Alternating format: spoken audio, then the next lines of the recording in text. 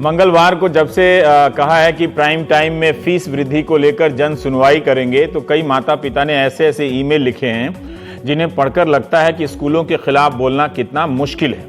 तो हमने उनकी सुविधा के लिए एक तरीका निकाला कि आप स्कूल का नाम मत लीजिए, जो समस्या है वो बताइए। अभी हम अपनी जन सुनवाई में स्कूल को शामिल नहीं करेंगे, हालांकि उनकी भी बारी आएगी, मगर शुरुआती दौर की जन सुनवाई में माता पिता आकर बोले या अपने अनुभव हमें भेज दें कि उन्हें क्यों लगता है कि स्कूल ने उनसे जरूरत से ज्यादा या जबरदस्ती तरह तरह से फीस ली, उनकी आर्थिक स्थिति पर क्या असर पड़ा और वे इस सवाल का जवाब कैसे देते हैं कि जब फीस नहीं दे सकते तो बच्चे को सरकारी स्कूल में पढ़ाइए। ये लोग कहते हैं, उनके पास इस सवाल का क्या जवाब है कि पब्लिक स्कूल में अच्छी पढ़ाई मिलती है तो फीस ज्यादा लगेगी। फीस की मार पड़ी तो आप पर क्या बीती, इतना ही मकसद है इस जन सुनवाई का, ताकि कोई सरकार, कोई मंत्री, कोई शिक्षा अधिकारी देख रहा हो तो इन माता पिता के अनुभवों के आधार पर नीति बनाए और सभी स्कूलों के लिए एक समग्र फैसला ले। अब आइए शब्दों की हेराफेरी का एक गेम समझाता हूं। स्कूलों के मामले में पब्लिक और प्राइवेट का कितना घपला है। कोई आपसे कहता है पब्लिक अस्पताल तो मतलब होता है सरकारी अस्पताल। अस्पतालों के मामले में जो सरकारी नहीं वो प्राइवेट अस्पताल कहे जाते हैं। फिर स्कूलों के मामले में जो प्राइवेट होता है उसे पब्लिक क्यों कहा जाता है? क्या आप समझ सके? प्राइवेट अस्पताल तो ठीक है, मगर जो स्कूल प्राइवेट है वो पब्लिक स्कूल क्यों कहलाता है? तो क्या आप सरकारी स्कूल को प्राइवेट स्कूल कहना चाहेंगे? नहीं। भारत में प्राइवेट स्कूल को पब्लिक स्कूल कहा जाता है। ये अकेला ऐसा देश होगा मेरे ख्याल से, अगर देशद्रोह का मुकदमा ना लगे तो। आसान नहीं है प्राइवेट स्कूलों के खिलाफ बोलना। शुरू में तो लोगों ने अकेले आवाज उठाई, मगर अब तो कई संगठन बन गए हैं। मीडिया रिपोर्ट के अनुसार स्कूलों के खिलाफ ज्यादातर प्रदर्शन रविवार को होते हैं। जब मैं इंटरनेट सर्च कर रहा था तो पता चला उस दिन माता पिता घर पर होते हैं। बिल्डरों के खिलाफ भी ज्यादातर प्रदर्शन इस देश में रविवार को हुए। यही हाल रहा तो एक दिन रविवार का नाम प्रदर्शनवार हो जाएगा। बहुत से माता पिता को फीस बढ़ाने से फर्क नहीं पड़ता, दो तरह से।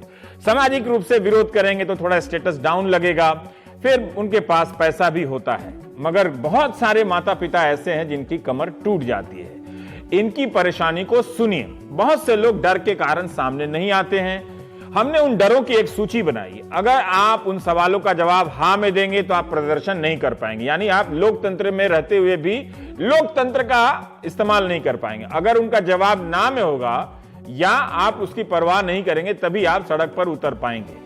तो पहला सवाल है, क्या आपको लगता है कि प्रदर्शन करने पर बच्चे का नाम काट दिया जाएगा स्कूल से? दूसरा है, क्या आपको लगता है कि नाम कटा तो दूसरे स्कूल में एडमिशन नहीं होगा? तीसरा है, क्या आपको पता है कि पब्लिक या प्राइवेट स्कूल किस नेता का है? क्या आपको पता है कि जिस नेता का है उसकी पार्टी की सरकार तो नहीं है आपके राज्य में? क्या आपको पता है कि नेताओं ने इतने स्कूल क्यों खोल रखे हैं? नेता बिल्कुल स्कूल खोल सकते हैं, मगर आप बताइए, वही नेता जब राजनीतिक दल का बैनर लेकर आपके मोहल्ले में आता है तो कहता है जल्दी गरीबी दूर कर देगा। वही नेता जब अपने स्कूल में जाता है तो उसके जरिए आपको गरीब बनाने का खेल शुरू कर देता है। अब आप सोचेंगे चलो मीडिया को बुलाते हैं, बड़ा भयानक हो जाएगा, मीडिया आ जाएगा। अब पता चल रहा है कि मीडिया वालों के भी अपने स्कूल खुल गए हैं। फिर समझ नहीं आता कि यह कब हो गया। गूगल पर सर्च कर रहा था तो कई शहरों और संगठनों के नाम निकले। देश के कई शहरों में फरवरी से लेकर, इसी साल की बात बता रहा हूं, अप्रैल के महीने में फीस वृद्धि के खिलाफ प्रदर्शन के उल्लेख मिलते हैं। इन खबरों को पढ़ते हुए तरह तरह के संगठनों का नाम भी पता चला। 3 अप्रैल को पानीपत में पानीपत पेरेंट्स एसोसिएशन ने डेवलपमेंट फंड के नाम पर फीस वृद्धि का विरोध किया, मानव श्रृंखला भी बनाई 10 अप्रैल को। 6 अप्रैल को जालंधर में पंजाब पेरेंट्स एसोसिएशन के तत्वाधान में कुछ स्कूलों के खिलाफ प्रदर्शन हुए। 3 अप्रैल को गुड़गांव में 40 प्राइवेट स्कूलों के खिलाफ प्रदर्शन हुआ। कार रैली कर प्रदर्शन किया गया ताकि संडे पूरी तरह खराब ना हो। 17 मार्च को चंडीगढ़ में एक स्कूल के बाहर 100 अभिभावक जमा हो गए चंडीगढ़ पेरेंट्स एसोसिएशन के तहत। 9 अप्रैल को नोएडा स्टेडियम में all Noida school parents association के 400 माता पिता जमा हुए और फीस वृद्धि के खिलाफ प्रदर्शन हुआ। 7 अप्रैल को गाजियाबाद में प्रदर्शन हुआ। 26 मार्च को गुजरात के वडोदरा में 150 माता पिता ने एक स्कूल के खिलाफ प्रदर्शन किया, नारे लगाए कि माता पिता को एटीएम मत समझो। वैसे एटीएम में तो अब निकलता कहां है आजकल। गुजरात में, अहमदाबाद में और गांधीनगर के स्कूल के खिलाफ भी प्रदर्शन का उल्लेख मीडिया रिपोर्ट में मिलता है। अप्रैल महीने में इलाहाबाद में अभिभावक एकता समिति के तहत फीस वृद्धि के खिलाफ प्रदर्शन हुआ है। 11 अप्रैल को बेंगलुरु में भी एक प्रदर्शन हुआ, मगर स्कूल वालों की मीटिंग के साथ नतीजा उनका अच्छा निकला है। इस संगठन का नाम है voice against private school fee hike in Bengaluru. बताइए, तो लग रहा है कि कोई यूनाइटेड नेशन की कोई संस्था है। इस संस्था ने अपने प्रदर्शन से बात मनवा ली है। 11 अप्रैल को मुंबई में भी री एडमिशन फीस के नाम पर वसूली का विरोध हुआ। वहां के शिक्षा मंत्री से मुलाकात हुई। यहां forum for fairness in education का नाम का एक एनजीओ आ गया। देखिए, तो ये स्कूल फीस की जो वृद्धि है तरह तरह के संगठनों को और नेतृत्व को जन्म दे रही है।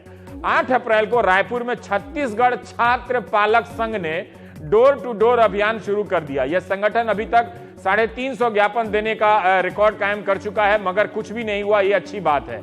तो घर घर जाकर ये लोगों को अब जगा रहे हैं। 4 अप्रैल को जयपुर में भी फीस वृद्धि के खिलाफ प्रदर्शन हुआ है। हर प्रदर्शन की एक खास बात है। खास बात यह है कि सारे प्रदर्शन ज्ञापन देने के साथ उनका समापन होता है और ज्यादातर मामलों में ज्ञापन देने के बाद कुछ नहीं होता है। यह भी एक सच्चाई है कि ज्यादातर स्कूलों में फीस वृद्धि के खिलाफ माता पिता विरोध नहीं कर रहे हैं। तो मानकर चलना चाहिए कि भारत में फीस वृद्धि को लेकर व्यापक शांति भी है। हो सकता है पंजाब के जालंधर में 14 साल की नोबल नाम की एक लड़की की फीस वृद्धि के खिलाफ वो कई महीनों से आंदोलन कर रही है। ये उसी की प्रेस क्लिपिंग है। 10वीं में पढ़ने वाली नोबल का कहना है कि उसकी छोटी बहन एनसीईआरटी से 240 रुपए की किताब खरीदती है, जबकि शहर के बाकी स्कूल इसी कक्षा की किताबें 3,500 रुपए में खरीद रहे हैं। बाप रे बाप। नोबल ने 8 अप्रैल 2016 से स्कूलों की मनमानी के खिलाफ धरना देना शुरू किया। 4 अप्रैल से 21 सितंबर तक लगातार 80 दिनों तक धरने पर बैठी रही। इस दौरान स्कूल, डीसी के दफ्तर, जालंधर के चारों विधायकों के घर के बाहर नोबल ने धरना दिया। नोबल के पिताजी ने बताया कि उसके किसी भी धरने का कोई नतीजा नहीं निकला है। इतना ही निकला है कि 21 दिसंबर को अकाली सरकार जाते जाते फीस वृद्धि के खिलाफ एक जांच कमेटी बनाने का ऐलान कर गई। मौजूदा कैप्टन सरकार ने इस कमेटी को मान्यता दी है। इस तरह से इलाहाबाद के विजय गुप्ता 10 सालों से स्कूलों की फीस वृद्धि के खिलाफ आवाज उठा रहे हैं। 2010 में विजय गुप्ता ने इलाहाबाद से लखनऊ तक पैदल यात्रा की। 2012 में 4 दिनों के आमरण अनशन पर बैठे। 2015 में 8 दिनों के आमरण अनशन पर बैठे। उनकी क्लिपिंग, उनके प्रदर्शन, तमाम आंदोलनों की प्रेस क्लिपिंग जितनी मोटी होती है उतनी ही हर साल स्कूलों की फीस मोटी हो जाती है। वो जितना आंदोलन करते हैं फीस उतना ही बढ़ जाती है। विजय गुप्ता का कहना है कि 2013 में 35% फीस बढ़ी, 2014 में 20 से 22%, 2015 में 30% फीस बढ़ी, 2017 में 35 से 40% फीस वृद्धि हुई है। तो स्कूलों की फीस वृद्धि को लेकर तरह तरह के असफल नेतृत्व भी पैदा हो रहे हैं। अब रिजल्ट नहीं निकल रहा है, लेकिन अच्छी बात है कि नेतृत्व पैदा हो रहे हैं। असफल इसलिए कहा क्योंकि इन्हें ना तो जनता का समर्थन मिलता है, ना राजनीतिक दल का। यूपी की योगी सरकार फीस वृद्धि के खिलाफ कुछ सक्रिय दिख रही है। यूपी सरकार ने फीस स्ट्रक्चर की समीक्षा करने के आदेश भी दिए हैं। 31 मार्च को गुजरात में एक कानून बना है जिसकी खबर कम लोगों को है, मुझे नहीं थी कम से कम। इसके अनुसार राज्य में प्राइवेट स्कूलों की फीस सालाना 15 से 27 हजार के बीच ही रहेगी। तो वहां झंझट खत्म। प्राइमरी स्कूल के लिए 15,000, सेकेंडरी स्कूल के लिए 25,000 और सीनियर सेकेंडरी स्कूल के लिए 27,000 फीस ये सालाना होगी। इस बिल का नाम है the Gujarat self financed school regulation of fees bill 2017। इस कानून के तहत राज्य के सभी बोर्ड के स्कूल आ जाएंगे। 2015 में दिल्ली सरकार भी प्राइवेट स्कूलों की फीस वृद्धि को नियंत्रित करने के लिए एक बिल लाई। इसके तहत प्राइवेट स्कूलों के लिए रेगुलेटरी संस्था बननी थी। यह बिल विधानसभा में पास है, मगर सेंटर में से मंजूरी नहीं मिली है। 24 जनवरी 2017 को सुप्रीम कोर्ट ने कहा कि डीडीए की जमीन पर बने प्राइवेट स्कूल बिना सरकारी अनुमति के फीस नहीं बढ़ा सकते हैं। 30 मार्च 2017 को दिल्ली हाईकोर्ट ने कहा कि यह मान लेना कि सभी स्कूल मुनाफा कमाते हैं सही नहीं है। इस जन सुनवाई में हम सुनेंगे स्कूल वाले फीस के नाम पर क्या क्या करते हैं और कैसे कैसे वसूलते हैं। तो जैकेट में है, सदरी में है डॉक्टर मनोज शर्मा, जो हरियाणा अभिभावक एकता मंच के हैं। सलील अग्रवाल साहब एकदम किनारे पर हैं और आप बाल भारती पेरेंट्स एसोसिएशन गाजियाबाद के हैं। बीच में के अरुणाचलम साहब हैं, all Noida schools parents association. हाँ, उसके आप जनरल सेक्रेटरी हैं। तो मनोज जी, हम इस जन सुनवाई में, मेरा कार्यक्रम का नाम ही है आइए अपनी व्यथा बताइए, ठीक? तो ये बताइए कि फीस वृद्धि को हम, जैसे हमने बताया, हम एक अलग अलग कहानियों के जरिए हम चाहते हैं कि आप हमारे दर्शकों को जागरूक करें कि दरअसल होता क्या है। फीस वृद्धि को लेकर। जी हाँ, सबसे पहले तो मैं आपका धन्यवाद करूंगा रवीश जी कि आपने इतना बढ़िया मतलब कार्यक्रम जो कि ज्वलंत है मुद्दा, सिर्फ हरियाणा में ही नहीं। हमको अब गाली खाने की आदत हो गई, धन्यवाद मत करिए, मुझे बुरा लग जाता है। कोई बात नहीं है सर, अभिभावक होने के नाते तो मैं कह ही सकता हूँ। तो ये आपने मुद्दा उठाया है, मैं सीधे मुद्दे की बात करूंगा। देखिए, जो आपने चीजें बताई बैकग्राउंड के अंदर, उसके अंदर साफ तौर पर झलक रहा है कि अभिभावकों को मजबूर किया जा रहा है कि वो प्राइवेट शिक्षण संस्थानों में वो पढ़ाएं। अच्छा, सबसे पहले मैं धन्यवाद किया जा रहा है। जी, मजबूर किया है, मैं उसका भी बताऊंगा मैं जो है क्यों मजबूर किया जा रहा है। वो उत्तर भी आपने अपने उसमें दिया था, जो बैकग्राउंड आपने दिया, पर बैकग्राउंड आपने इतना अच्छा दिया है कि जो प्राइवेट नहीं, वो पब्लिक स्कूल नहीं कहने चाहिए, वो प्राइवेट स्कूल कहना चाहिए। उसके लिए मैं बहुत किसी भी प्राइवेट स्कूल को पब्लिक स्कूल कहने की इजाजत होनी ही नहीं चाहिए थी। करेक्ट। वो वास्तव में एक्चुअली प्राइवेट स्कूल है, वो पब्लिक नहीं है, क्योंकि by the definition of law public का मतलब होता है जो पूरे समाज की कोई प्रॉपर्टी है, उसको पब्लिक कहा जाता है। अब मैं मुद्दे की बात पर आता हूं कि क्यों मजबूर किया जा रहा है।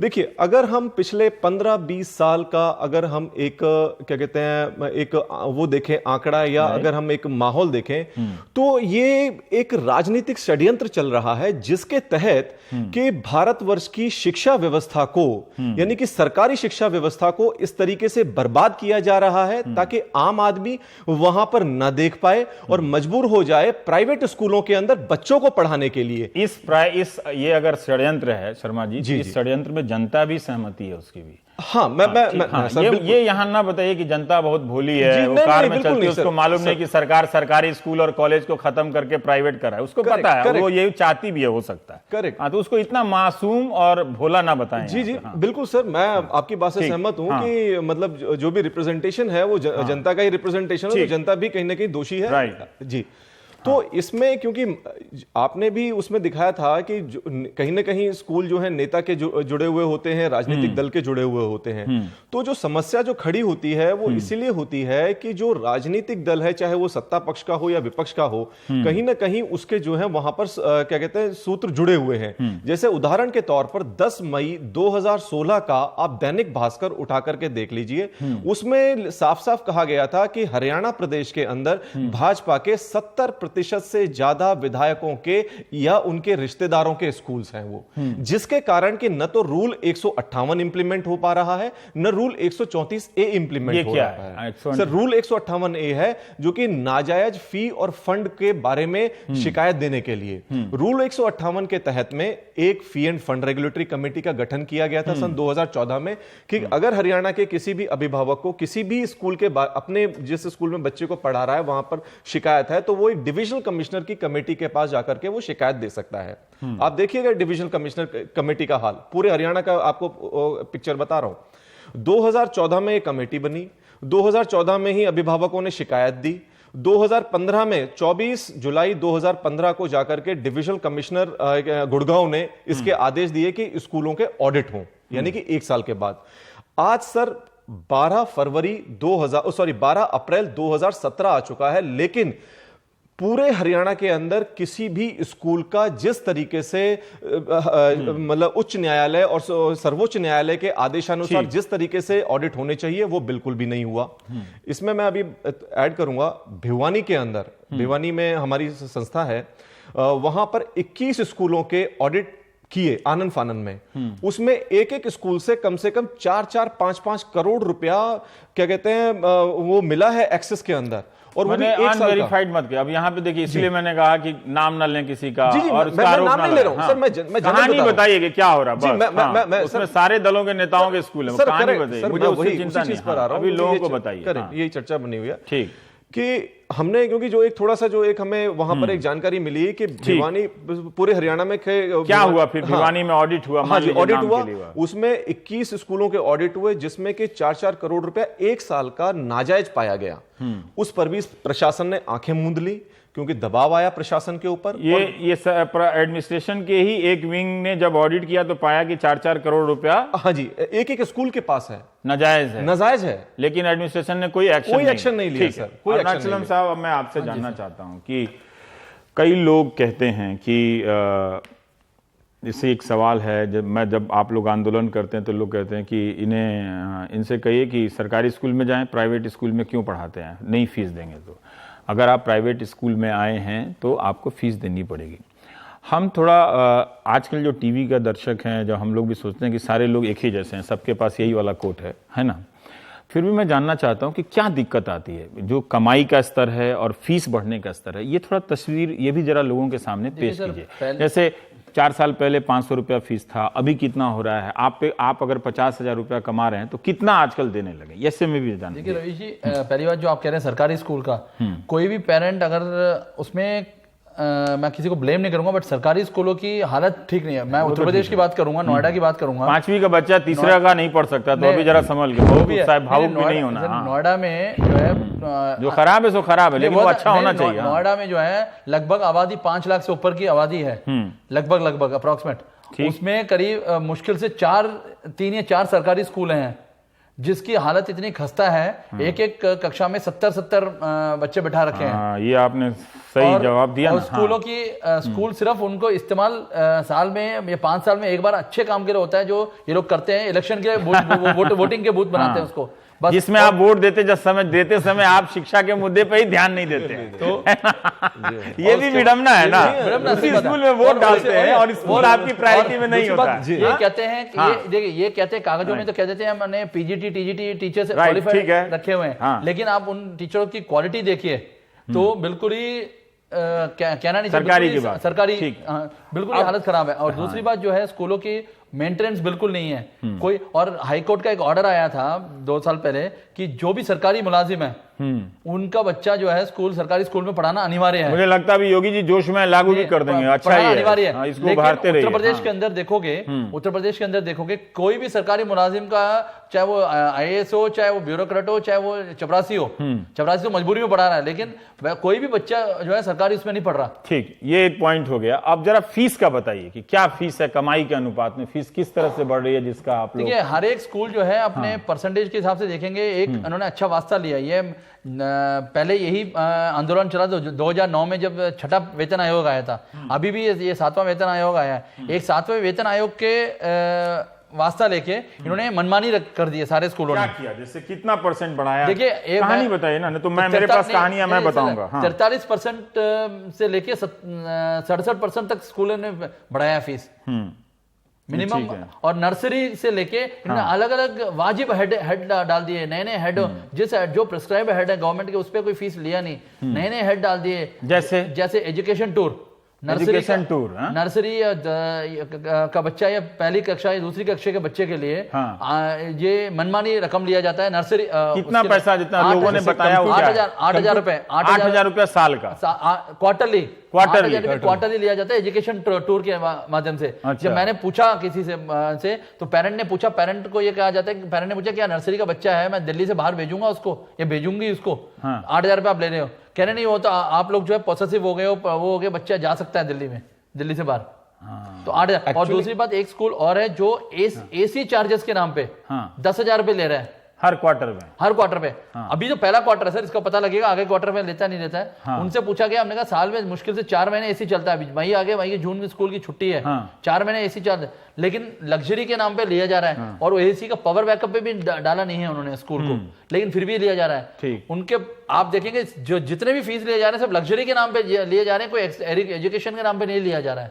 आप कुछ कह रहे थे? सर, मैं ये कह रहा था, यही सब कहानी बताइए। जी बिल्कुल यही बता रहा हूँ। मैं आपको हरियाणा की तस्वीर बता सकता हूं। इतने फर्जी मद बना रखे हैं, जैसे ICT इनेबलमेंट चार्जेस। ये क्या होता है? पता नहीं सर, इसकी आज तक डेफिनेशन हमें नहीं पता। ICT इनेबलमेंट चार्जेस क्या होता है? नहीं, आप ICT का नहीं बोल रहा मैं कुछ। अच्छा, दूसरा एक कंप्यूटर फीस। जब ट्यूशन फीस में पहले से कवर हो रही है ट्यूशन, तो फिर कंप्यूटर फीस अलग से क्यों ली जा रही है? क्योंकि कंप्यूटर अच्छा, वो कितनी होती है फिर भी जानना चाहता हूं। सर, वो तकरीबन होती है 4300 रुपया महीना। अच्छा, ये तो मैं कम से कम बता रहा हूं। कंप्यूटर फीस जी हाँ। उसके बाद आपके एनुअल चार्जेस। ये एनुअल चार्जेस तो एक ऐसी चीज, एनुअल चार्जेस यानी कि वार्षिक शुल्क जिसको बोलते हैं। कंप्यूटर फीस 4300 ज्यादा नहीं बता रहे आप? ठीक बता रहे हैं सर, बिल्कुल ठीक बता रहा हूं। अच्छा, ठीक है। हाँ, और उसके अलावा वार्षिक शुल्क जो कि एक बार लिया जाता है वो वेरी करता है आपका 15,000 से लेकर के 25,000 तक। अच्छा, ये हर साल एडमिशन के समय लिया जाता है? नहीं, हाँ, जैसे ही बच्चा प्रमोट होता है नेक्स्ट क्लास हर स्कूल में हर साल 15 से 25,000 दिया जाता है। ठीक, तो एनुअल चार्जेस, तो कहने का मतलब ये है कि एनुअल चार्जेस तो बाय डिफॉल्ट सबको लेना ही लेना है सारे स्कूल वालों को। लेकिन उसके अलावा अगर किसी की वो उसमें आ जाए मंशा में कि जी हमें थोड़ा सा कृपा दिखानी है अभिभावकों पे, तो वो शायद हो सकता है कि कंप्यूटर फीस ना उसमें इंक्लूड कर रहा हो। लेकिन 70% से ज्यादा school computer fees, ICT enablement charges और आपके जो है यहां तक कि स्कूल मैनेजमेंट आजकल जो है वो इंश्योरेंस एजेंट भी बन गई है। फरीदाबाद में एक स्कूल है जिसके कि जो कि स्कूल एसोसिएशन के प्रधान हैं, मैं उनका नाम नहीं लूंगा यहाँ पर, वो जो है वो इंश्योरेंस एजेंट बने हुए हैं कि हर बच्चे को मजबूर करते हैं कि तू मेरे यहां से इंश्योरेंस ले, मतलब मैं इंश्योरेंस ले रहा हूं मैं तुम्हारी जो है। जब आप समझ रहे हैं कि और इंश्योरेंस का कितना पैसा दे रहा है सर? इंश्योरेंस का तकरीबन उसकी किस्त होती है 700 रुपया महीना से, 700 रुपया इंश्योरेंस की जो किस्त होती है वो 700 रुपया होती है। अच्छा, स्कूल वाले फिर गैस का सिलेंडर भी बेचें, फोन भी बेचें, है ना? ये सबका भी लेना चाहिए। इस विषय में मैं एक चीज और कहूंगा, आप बहुत देर से ये नहीं बोले, आप जरा सा थोड़ा सा ये बताइए कि क्या है। देखिए, एक सज्जन ने भुवनेश्वर से लिखा है मुझे कि उनका बच्चा एलकेजी में पढ़ता है जिसके लिए 75,000 रुपया सालाना देते हैं, और स्कूल ने कहा है कि अगले 4 सालों के लिए आपको यही अमाउंट भरना पड़ेगा, 75,000। ठीक, उसके बाद स्कूल फैसला करेगा कि कितनी फीस बढ़ेगी। और एक बुलंदशहर के एक सज्जन ने लिखा है कि पिछले साल वो 5720 रुपया प्रति महीना फीस दे रहे थे बुलंदशहर में, सोचिए। इस साल वो 6,330 रुपया दे रहे हैं। और किन कारणों से फीस बढ़ाई गई नहीं बताया गया। किताब के लिए कोई ठेका 6 लाख में दे दिया गया है, और अध्यापकों का भी शोषण हो रहा है। 25,000 रुपया 30,000 रुपया सैलरी दिखाई जाती है, रिकॉर्ड में मिलता 6-8 हजार है। ये जन सुनवाई में लोगों ने हमें भेजा। अब बताइए, आप कहानी बताइए सर। देखिए सर, सबसे पहली बात तो ये कि आज की डेट में हेड्स की कोई भी रह नहीं गई है लिमिट। ये ढूंढा जाता है कि किस हेड में पैसे लिए जाएं। वही हेड सरकार तय करती है, मतलब स्कूल कंप्यूटर पंखा, तो या स्कूल अपने तरफ से भी जोड़ता है? स्कूल अपने तरफ से ही कर रहा है, सरकार कोई हेड नहीं तय करती। सरकार ने सिर्फ एक ही हेड तय कर रखा है कि आपको ट्यूशन फीस लेनी है, और कुछ 2-3 स्पेसिफिक हेड्स हैं, उसके अंदर फीस ले सकते हैं आप। ठीक, इसके अलावा आप कोई भी एनुअल चार्जेस नहीं ले सकते। नए-नए हेड्स क्या हैं? जैसे ये नए हेड्स में जैसे आपने अभी बताया, smart classes, smart class, smart class charges. अच्छा, दूसरा मील का भी एक हेड बना दिया गया है जो छोटे बच्चों के लिए आपके, और उनसे 1,500 रुपए, जो बच्चा एक रोटी नहीं पूरी खा सकता उनसे 1,500 रुपए महीना। तो आप टिफिन नहीं देते हैं बच्चे? टिफिन आपको नहीं लाना बच्चे का। टिफिन बच्चों की माँ जो है ना, वो तो पौष्टिक आहार नहीं दे पाती, तो स्कूल वाले स्पेशल चक्की का आटा लेकर के खिलाते हैं बच्चों को। मिड डे मील फ्री दे रही है स्कूलों में, और वो उसकी क्वालिटी यहाँ 1600। ये 1,500 रुपया। स्मार्ट क्लास का कितना है? स्मार्ट क्लास का भी 300-400 जो भी मन में आता है उसके हिसाब से क्वार्टरली जो भी। और बताइए। अच्छा, दूसरा क्या है, एक सबसे बढ़िया अच्छा तरीका कुछ स्कूलों ने निकाल लिया कि एक हेड बना दिया स्कूल फी, और उसके अंदर जो चाहे पूरा का पूरा ठोक दिया। आप बाइफरकेशन के लिए लिखते रहिए, मांगते रहिए, नहीं देंगे आपको, बिल्कुल नहीं देंगे। आपको ज्यादा से ज्यादा चाहिए तो आपको ट्यूशन फीस का सर्टिफिकेट दे दिया जाएगा। आपको एनुअल चार्जेस का क्या बाइफरकेशन है कुछ नहीं बताया जाएगा। मैं सबसे पहली चीज तो यह बात भी करना चाहता हूं कि हमारी प्रायोरिटीज में क्या बेसिक एजुकेशन है ही नहीं। मोदी सरकार ये कहती है कि जो है जी हमें स्किल डेवलपमेंट करता है। जब बेसिक एजुकेशन ही नहीं होगी किसी के पास, जब वहीं से प्रॉपर नहीं को ग्रो अप कर पाएगा, तो स्किल डेवलपमेंट कहां से आप वोट देते समय इन सब प्रश्नों पे ध्यान देते हैं? नहीं, इन सब प्रश्नों पे तो ध्यान देते हैं, बकरी पे देते हैं, लेकिन सवाल इस बात का है कि नेता तो आते ही नहीं। गाय बकरी पे वोट देते हैं कि इन सब प्रश्नों पे? सर, हम तो नोटा पे भी लगाते हैं।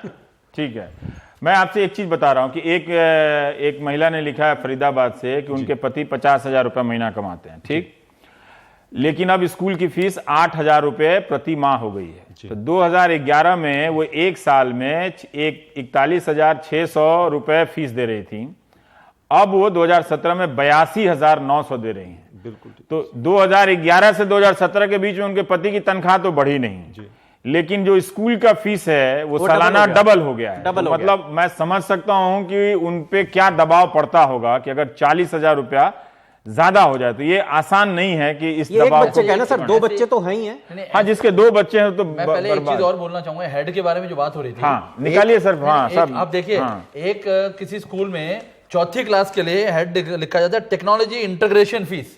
Technology integration fees, integration fees, और 1800 रुपए लिया जाता क्या है ये सब? ये एक तो हम लोग एक फोन तो इन्वेंट कर नहीं पाए, और ये टेक्नोलॉजी इंटीग्रेशन किस चीज का है? और उसके बाद एक और है सर, कि इसके अलावा पूरे साल में रुकिए, ये स्मार्ट क्लास है, टेक्नोलॉजी इंटीग्रेशन क्या है? उसके बाद कहते हैं magazine and newsletter charges. Magazine, और कौन सा मैगजीन आता है? पूछा जाए तो वही स्कूल वाले बताएंगे। स्कूल कहते हैं हम लोग तो बहुत खराब पत्रकारिता कर रहे हैं, उसकी वो वाला मैगजीन क्या उसके लिए दे रहे हैं आप? मैगजीन और न्यूज लेटर चार्जेस। अगर कोई पत्रिका है तो आप प्लीज मना करवाइए, वो किसी लायक नहीं रह गया आजकल की पत्रिकाएं और टीवी। 2011 में एक एक्ट आया था जो नहीं, ये टेक्नोलॉजी इंटीग्रेशन फीस कितनी की है, क्या है ये है क्वार्टरली 1800 रुपए ले रहे हैं किसी स्कूल में। ये बच्चा कहाँ इंटीग्रेट हो गया टेक्नोलॉजी से? 1800 रुपए देके किस चीज में इंटीग्रेट? चौथे क्लास का बच्चा इंटीग्रेट होगा। सर, इस देश की सबसे बड़ा दुर्भाग्य ये है कि अब इसमें शिक्षा मंत्री को, चाहे केंद्रीय शिक्षा मंत्री हो चाहे राज्यों के शिक्षा मंत्री हो, अभी योगी जी सक्रिय हैं, आप उन्हीं पर ज्यादा ध्यान दीजिए। हो सकता है वो कर भी दे एक आध बार में जोश में आके। जो है बारे में अब जैसे अभी आपने बताया, एक आपने ईमेल पढ़ा कि किसी का तनख्वाह 50,000 रुपए। मैं एक आपके जहन में एक चीज लाना चाहूंगा प्लीज। एक नोएडा में ऐसे ही किस्सा हुआ था। एक स्कूल में एक अभिभावक पेरेंट गया होगा स्कूल में, वहां पे वो पेरेंट वहां खड़ा था, हम लोग भी वहां खड़े हुए थे एसोसिएशन की तरफ से। वो पेरेंट बाहर आके 2 मिनट के बाद उसको मतलब उसका फेस जो है बिल्कुल रोना जैसा हो गया, उदास निकाल दिया। नहीं, पूछा था हमने, पूछा क्या बात होगी, तो आया कहता है जी मेरी तनख्वाह कुल जो है 40,000 रुपए मेरी तनख्वाह है, मेरी वाइफ की तनख्वाह 13-14 हजार रुपए है, हम 55-60 हजार रुपए 55 हजार में घर का किराया निकाल के हम स्कूल चलाते हैं, और स्कूल वालों ने, मेरे 2 बच्चे स्कूल में पढ़ते हैं, 2 बच्चों की फीस सिर्फ 70,000 की दे दी। कह रहे मेरे कुल आय महीने की आय जो है 43,000 रुपए है, मैं 70,000 रुपए कहां से दूंगा, किसी उधार लेके दूंगा? मैं जाके प्रिंसिपल से ये दरखास्त करने गया था कि मेरे को किस्तों में कर दो। तो प्रिंसिपल का सीधा मुंह जवाब आया कि ये कोई बाजी तरकारी दुकान नहीं है जो हम किस्तों में कर देंगे। आप कुछ कह रहे थे, आप कुछ दिलचस्प बात ले आते हैं, आप संकोच में ना रहिए, आप बताइए। दिलचस्प बात नहीं, जन सुनवाई, उसके बाद में अलग अलग पेरेंट्स को ले आऊंगा। अभी तो आप लोग एसोसिएशन वाले हैं। मैं जिस तरीके से जुड़ा हुआ हूँ, मेरे पास पेरेंट्स के फोन वगैरह आते हैं, क्योंकि डायरेक्टली पेरेंट्स आगे नहीं आना चाहते डर की वजह से, क्योंकि निकाल देते हैं, सबसे बड़ा निकाल देते हैं। आपको शायद पता भी होगा, पिछले साल एक बच्ची को मिड सेशन के अंदर निकाल दिया गया था, और वो पेरेंट, वो माँ बाप जगह जगह भटकते रहे, रोते रहे, लेकिन अल्टीमेटली जाकर के उन्हें कहीं से रिलीफ मिल पाया। सीबीएसई चेयरमैन के पास जब जाकर के मिले, उन्होंने किसी तरीके से उसका एडमिशन। अभी आप लेकिन इस बीच में आज जब पेरेंट्स के फोन आते हैं, तो वो यहां तक की बात आती है। एक पेरेंट का अभी मेरे पास 2 दिन पहले फोन आया कि सर कुछ कीजिए फीस के मुद्दे पे, हमारे पास इतनी फीस नहीं है सर कि हम जो है वो एक बच्चे की फीस भर पाए। घर वाले प्रेशर बना रहे हैं, एक बच्चा है, दूसरा बच्चा भी होना चाहिए, एक की भर नहीं पा रहे हैं, दूसरे की कहां से लाएं। हालत ये हो गई है। आप गवर्नमेंट स्कूलों में जाकर देखें, नीचे बैठने की जगह नहीं है। मैं जाता हूं गवर्नमेंट स्कूल्स में, जहां पर जो हमारे एरिया में हैं, तो जो पेरेंट्स जो कहते हैं कि हम पैसा नहीं, फीस, उनको फीस वृद्धि से समस्या है, या वो सचमुच अब देने की स्थिति में नहीं है? सर, सचमुच अब देने की स्थिति में नहीं आ रहे हैं। स्थिति ये है कि अगर 50,000 रुपए कमा रहा है एक व्यक्ति, तो 2 बच्चों के ऊपर अगर देखे तो लगभग 20,000 रुपए महीने का खर्चा। जैसे मैंने बताया, सर मैं ऐसे कह रहा हूं जैसे मुझे पता ही नहीं है, लेकिन मैं बताऊं सर, तो हम जहां पढ़ते हैं, पढ़ाते हैं बच्चों को, वहां इस तरह से नहीं है। थ्रेशोल्ड पिछले 2011 से अगर मैं देखूं, जब से मैंने इस मुद्दे को देखा था, तो अब थ्रेशोल्ड इतना आ चुका है कि now it has reached beyond the capacity of the parents to pay that amount. Hindi में बोलिए सर, अंग्रेजी तो इस देश में बोल के तो माफी कवाड़ा कर दिया। जी, मैं माफी चाहूंगा कि जो मापदंड है फीस वृद्धि का, वो इतना आ चुका है कि वो अभिभावकों की पे करने की क्षमता से भी ऊपर जा रहा है, और उनकी कमर वाकई में टूट रही है कि हम पढ़ाएं या क्या करें। यही बात है कि जैसे ये धारणा बनी कि आप, तो इसमें एक पेरेंट्स ने मुझे लिखा है कि जब उन्होंने अपने बच्चे को केजी में डाला,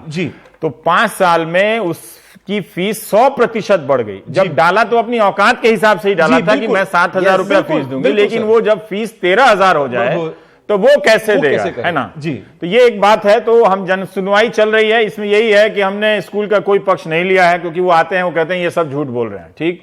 तो ऐसा तो नहीं हो सकता कि इतने लोग फर्जी तरीके से देश भर में निकल के प्रदर्शन कर रहे हो। तो हम इनकी समस्याएं सुन रहे हैं कि बता रहे हैं टेक्नोलॉजी इंटीग्रेशन चार्ज क्या होता है, सुना था आपने? हाँ, चौथे क्लास के बच्चे के लिए नहीं सुना था। तो इस तरह की चीजें हैं, इन पे ये दबाव डाली जा रही है। ब्रेक के बाद हम बात करेंगे, ये यूनिफॉर्म और किताब का बड़ा मामला आता है, तो उस पर इन लोगों से सुनेंगे। और आप लोग ये कार्यक्रम देख रहे हैं, अगर 3 तलाक जैसे मुद्दों को छोड़ के, अभी तो मुझे लगता है कि फीस और तिगुनी बढ़ जाए तब भी लोग टीवी पे 3 तलाक ही देखेंगे, क्योंकि देश में यही समस्या है। तो खैर ठीक है, वो आप 3 तलाक निपटाते रहिए, ब्रेक लेते हैं।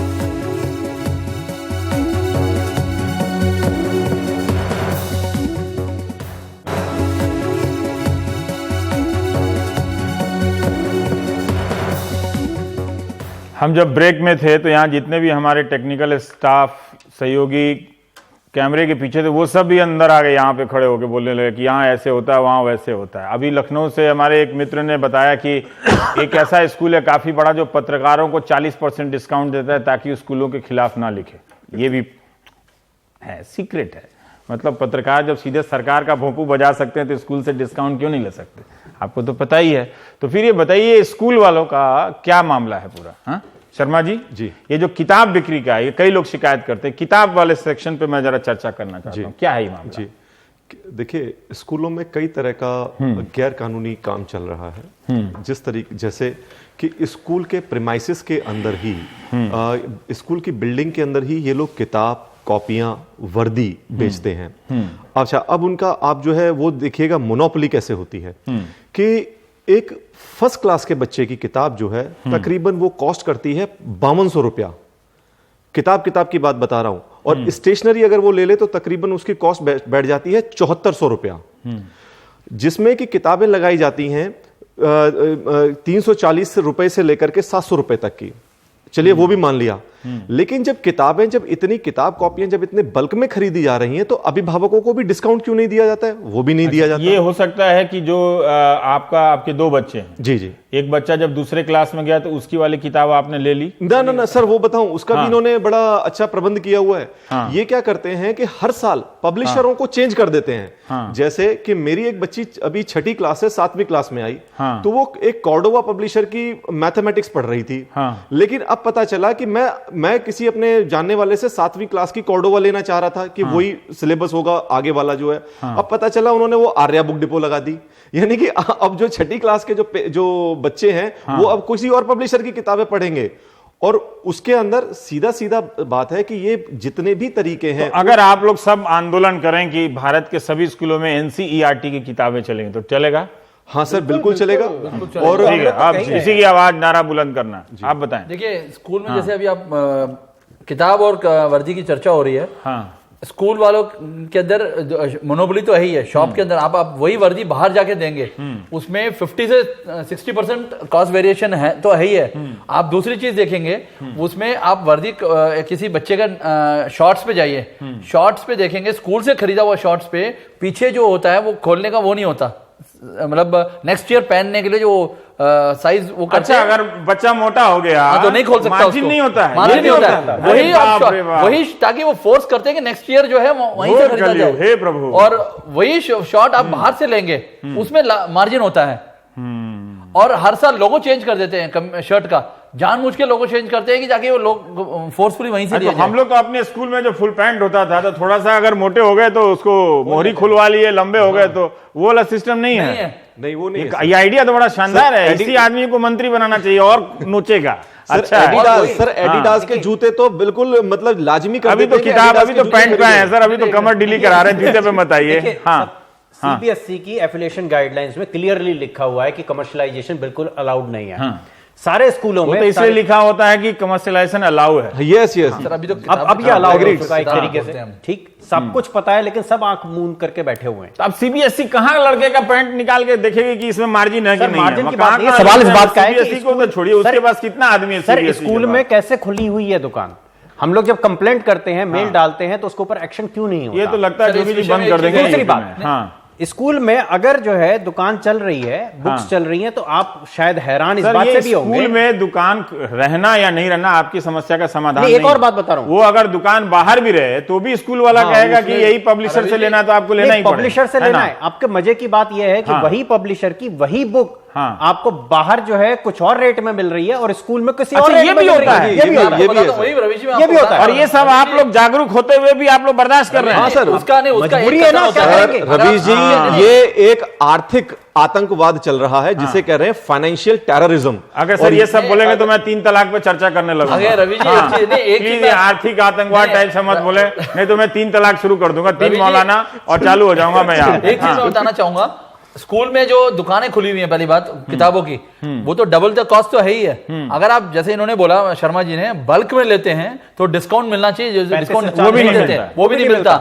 उसके बाद वो कहते हैं अगर हम बोलते हैं कि हमारे पास पिछले साल की कॉपी बची हुई है, 4 कॉपियां 5 कॉपियां बची हुई है, हमें कम दे दो, नहीं कह रहे पूरा सेट आपको लेना पड़ेगा। अरे तो हम अपने मोहल्ले के भैया जी से उनकी किताब ले आते थे, वो सिस्टम अब नहीं है। दूसरी बात उनकी नोटबुक दूसरी बात हो गई है। देखिए मैं तो उस स्कूल को जानता हूं जहां पे बच्चे से उम्मीद की जाती है कि वो अपनी पुरानी किताब रख दे, स्कूल के गेट के सामने रखा होता है, हम लोग वही करते थे। और उसमें से आप चाहे तो आप ले सकते हैं, चाहे तो आप खरीद भी सकते हैं। मैंने ऐसा कोई तलवार लेके पीछे नहीं पड़ा रहता, तो मैं उस स्कूल को जानता हूं। हम लोग पढ़ते थे, जब हमारे टाइम पे होता था, हम पढ़ते थे, हमारे पास नेक्स्ट जो भाई बहन है उनको दे देते थे बुक्स। यहाँ पे वो सिस्टम नहीं है।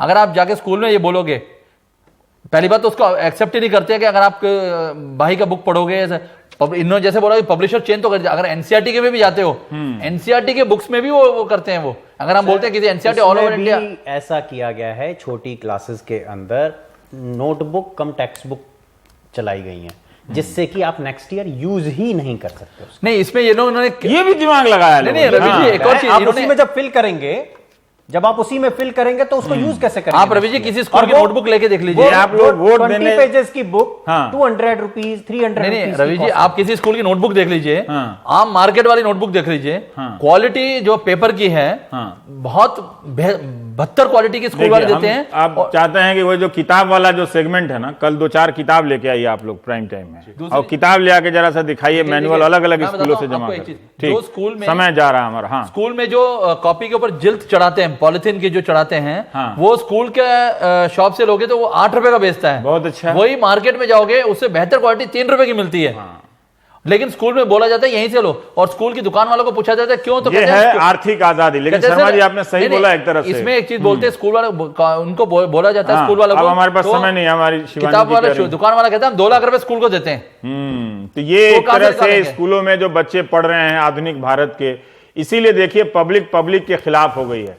किसान नीचे सड़क पर भात और दाल रख के खा रहा है, किसी को फर्क नहीं पड़ता। कैसे पड़ेगा जब लोगों को आपस में एक दूसरे से फर्क नहीं पड़ रहा है? स्टूडेंट पिट रहे हैं पंजाब में तो भी फर्क नहीं पड़ता है।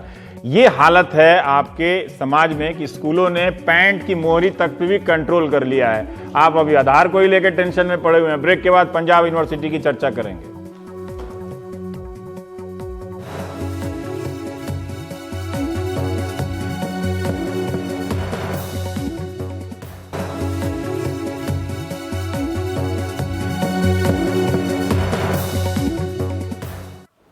देशद्रोह ना हो गया, 10 रुपए की हवा मिठाई हो गई है। कुछ ना सूझे तो देशद्रोह का आरोप लगा दो। फीस वृद्धि के खिलाफ प्रदर्शन करने पर देशद्रोह के आरोप लग सकते हैं, तो एक दिन कई गुना फीस बढ़ाने के बाद सरकार कहेगी कि मान लो, वरना देशद्रोह के आरोप लगा देंगे। और यही देशभक्ति है, लाखों प्रतिशत फीस बढ़ी हुई फीस को स्वीकार करना। मंगलवार को चंडीगढ़ पुलिस ने पंजाब यूनिवर्सिटी के 66 छात्रों के खिलाफ ऐसी मनमानी कार्रवाई करते हुए देशद्रोह का आरोप लगा दिया। पंजाब यूनिवर्सिटी के ये छात्र मंगलवार को अपने कई सैकड़ों साथियों के साथ अलग अलग कोर्स की फीस बढ़ाए जाने के खिलाफ विरोध प्रदर्शन कर रहे थे। ये छात्र वाइस चांसलर के ऑफिस के बाहर जमा हो गए और वीसी के बाहर बुलाने की मांग की इन्होंने। इस दौरान पुलिस से धक्का मुक्की हुई और पुलिस ने छात्रों को भगाने के लिए पानी की बौछारों का इस्तेमाल किया। बड़ा जोर जोर से मारा भी, लाठियों का भी इस्तेमाल हुआ। जवाब में छात्रों की तरफ से पत्थरबाजी भी हुई, जवाब में लाठीचार्ज भी, और आंसू गैस के गोले छोड़े गए माने। और कई तरह के छात्र संगठन इस प्रदर्शन में शामिल थे। छात्र तितर बितर तो हुए, लेकिन पुलिस ने कुछ छात्रों को पकड़ लिया। कई की पिटाई हुई। करीब 40 छात्रों ने यूनिवर्सिटी परिसर में गुरुद्वारे में शरण ली और वकीलों को फोन करके बुलाया। उनकी ही मौजूदगी में पुलिस के सामने सरेंडर किया। 66 छात्रों के खिलाफ देशद्रोह का आरोप लगाया गया। हफिंगटन पोस्ट अखबार ने लिखा है कि यूनिवर्सिटी के चीफ सिक्योरिटी ऑफिसर ने पहले पुलिस को बताया कि छात्रों ने देश के खिलाफ नारे लगा दिए हैं। बाद में इंडियन एक्सप्रेस को बताया कि देश से उनका मतलब, देश सुनते ही मैं कांपने लगता हूं, लगता है 440 वोल्ट का करंट लग गया है। मानव संसाधन मंत्रालय है, देश से मतलब, और यूजीसी है, यूजीसी से। तो क्या यूजीसी, मानव संसाधन मंत्रालय या यूनिवर्सिटी का विरोध देश का विरोध माना जा सकता है? अच्छा हुआ कि समय रहते हुए पंजाब यूनिवर्सिटी के वीसी ने कहा है कि देशद्रोह के आरोप हटा लिए जाएं, और खबर है कि हट भी गया है।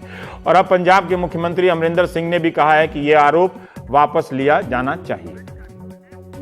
They've been slapped with sedition charges. They've been booked under sedition for protesting. Sedition, yes. Sedition charges. They've been booked under Oh, sedition. that was the lathi charge in Chandigarh. Yes, yes, That's yes. the government of Chandigarh, UT government. UT Right. government. I know it's not your government and not your police, but No, but even so, they are our children. Right. They are from Punjab. so you are. I'm not in.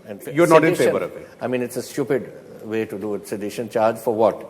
For protesting against the fee Fee hikes, yes. I mean, that's stupidity. एक calendar बनना चाहिए कि सोमवार को पूरे देश में 5 लाख लोगों के खिलाफ देशद्रोह लगेगा, मंगलवार को 10 लाख, इसी तरह से बढ़ाते बढ़ाते कैलेंडर होना चाहिए, जिसको भी हो देशद्रोह में लगाओ।